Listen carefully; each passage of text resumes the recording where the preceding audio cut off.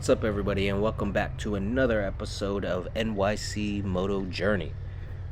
This week, I wanted to take time out and talk about something a little more personal, still bike related, but a little more personal, and that is my sobriety. It has been exactly 1 year from the day of this video. It's been 1 year since I decided not to have a drink ever again. If you've followed me for long enough, you will recall that I posted a video on my Vespa right after I'd made that decision.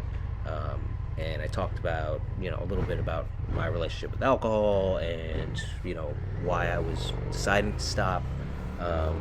But it's been a year. It's something I'm very proud of.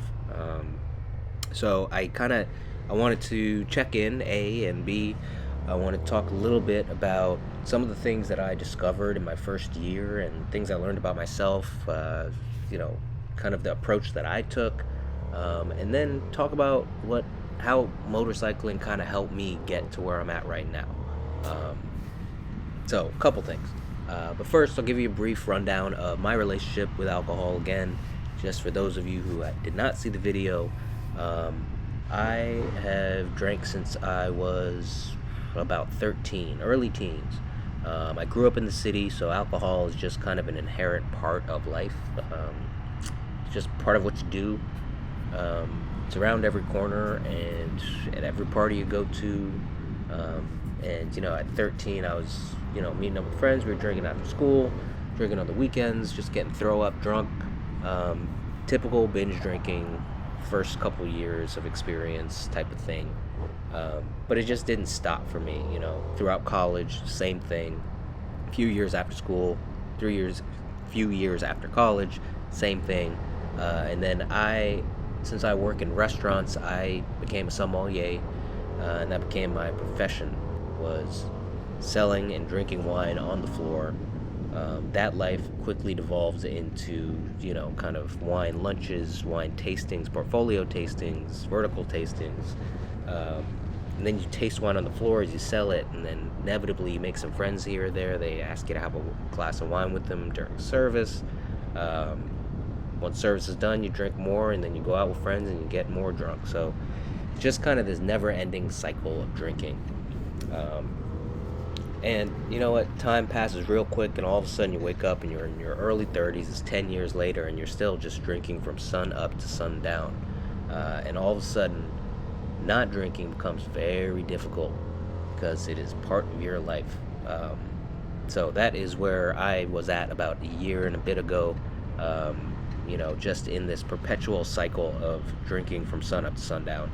And I didn't quite know how to stop it. I had tried many times, and like a very valid attempts to stop drinking, and I just couldn't pull myself away from it because it had become such a part of how I define myself and such a part of my routine for every day. I mean, there was probably a chunk of 3 years where even when I was sick, there was not a day that I didn't force alcohol down my throat, because it was just part of what I did. It was like water. So I, honestly, in this last attempt, I wasn't even 100% sure that it was going to work or that I could stop. But it did work, and this time was the charm, and it's been 1 year, so very excited about that, very proud of that. But that is kind of the rough trajectory of my relationship with alcohol. And a huge part of the success of this time is this motorcycle. It's also where I'm at in life, but having this as an outlet, having a bike to ride and another craft to master has been a very large part of why I've been able to stay separated from alcohol. And primarily because of what it represents and what riding a motorcycle entails. Motorcycling is all about control. It's all about kind of making your own decisions and you being the only person who really has any control over whether you live or die, what lane you're in, how fast you're going, what direction you're headed, where you end up. There's no one else driving with you. It's just you, and you are in full control. And that is a huge part of what alcohol, I would assume, is for many people, but definitely was for me. It was a way to mitigate my mood. It was a way to control my really my perception of life, but in my head at the time, whenever I was drinking, it was really like controlling my reality. It wasn't changing anything other than my perception of reality, but uh, alcohol was all about control. So, what better way to sidestep out of something like alcohol than to something that requires your complete control rather than lack of control? Um, so that was a huge parallel for me, a huge, driving force. I think subconsciously mostly, but then it turned into, um, a very conscious effort. But having a motorcycle and something that required that much, attention in real time in that moment, was definitely a way to kind of safely leave alcohol. Um, so my even my decision to get a motorcycle was a reward. It was really, I saw it as a reward to not drinking, because previous to this decision I didn't trust myself enough to get a full-on motorcycle. That's the reason I had so many electric gadgets. I had 2 electric bikes, electric skateboard, I had the one wheel. I had many other ways to get around the city by motor, um, that I deemed safe for myself. Um, so I did make the decision that if I'm going to stop drinking, I'm going to reward myself and I'm going to get a motorcycle. And I am really glad that I did, because I can't speak for everybody, but to me, this is the right decision. Depends on the person, but for me, it was really the right decision to occupy myself with this rather than alcohol. Now, as for some of the things that I learned about myself, and it's an approach that I like to share with people. I've had a few people ask me about how it is to go sober, all the basic questions. How is it to be sober? How did you do it? What would you advise someone to do if they're trying to stop drinking? And I think this is totally not a professional opinion. This is my opinion. And it worked for me. I don't know if it'll work for everybody, but first thing is buy a bike. No, I'm just kidding. Buying a bike helps. But the real important thing for me is trying to differentiate between, first of all, find your motivations behind drinking. Secondly, figure out what your beliefs about drinking are, or that your beliefs that surround alcohol and your relationship with alcohol. Find out what those are. And then do a comparison between your beliefs and what you can actually prove to be true. And by that I mean looking at past events in your life that involve alcohol. Do those events confirm or deny your beliefs? So, for instance, some very basic generic beliefs about alcohol that I had were: 1, that it's a stress reliever; 2, that it makes me have a good time and I can just kind of, I'm much more open and I make connections and I make friends when I'm drinking. I go out and I'm social, right? I drink socially with people. It wasn't the case, but that it opens up all types of doors for me. But when I looked at my actual life on paper, over the past 6 years, I didn't really have all that many connections.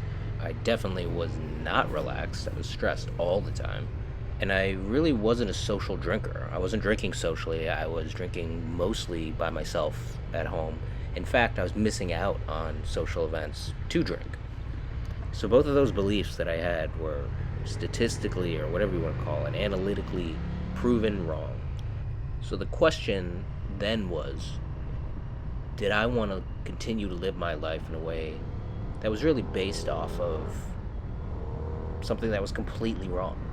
And I think when you start making those parallels, and you have to be open to looking at the facts and being really uncomfortable with the fact that you've been kind of lying to yourself for a long time. When you see that on paper, it's really hard to say, it's hard to make an argument for the opposing side. And I think that made my parting ways with alcohol a lot easier, because I couldn't definitively look at this decision and say, like, well, you might be missing out on a whole lot of good times. I know from looking back over the past however many years of my life, while I was drunk, while I was drinking, that whatever I was about to say or argue, whatever case I was about to make for alcohol or for going out and having one more drink, just wasn't true. I just knew that. So for me, in terms of approach, I think that's a really good way of doing it. It helped me. I hope it can help someone else. And I don't honestly know what the other approaches are, because I didn't do the AA approach. I don't have a sponsor. I kind of just went a little crazy in my own head going through all this stuff. But I think that's very important. And this all came about because I was talking to my friend about religion. And when I was talking about how religion is a belief system, and it may or may not be true, I don't know, I'm not a religious scholar, but it's something you have to be open to the other side, because you can't actually prove any of this stuff. That got me thinking about what a belief system actually is, and why are some people so inherently tied to these things that are beliefs. Why do they let beliefs define who they are? And I realized that it's because it's very emotional. It's hard. Beliefs are things that are instilled in you by the people around you, the people you love, the things you know to be truth. And a lot of people go through their whole lives never questioning their beliefs, and I think that's very dangerous. I think it's a scary thing. And then when it comes to alcohol, I realized I could apply that to that. I could apply that belief argument to relationships with alcohol. Is my belief of my relationship with alcohol actually true or not? When I started looking at it, it wasn't. So, that's been the major stepping stone. That after that realization, I wouldn't say things got easy, but it got easier to talk myself down from going out for another drink or backing out of sobriety. So I always like to share that with the handful of people who've asked me about it in the past year. And I hope it helps somebody out there. Again, this is not professional advice. This is just my process and how I made it through 1 year. Maybe I'll have a different realization next year. But yeah, so that being said, that's all I got, and that's what I wanted to share for my 1 year anniversary with sobriety. I hope that some of this finds you well, and that some people can take comfort in something that I've said today. But yeah, motorcycling did a great thing for me, and actually was a huge driving force behind making this channel, something to keep myself occupied and keep myself going. Thank you everybody for tuning in, those of you who did. If you have any questions, please feel free to drop me a line or leave me a message below. I appreciate the view, and I will catch you guys on the next video. Bye.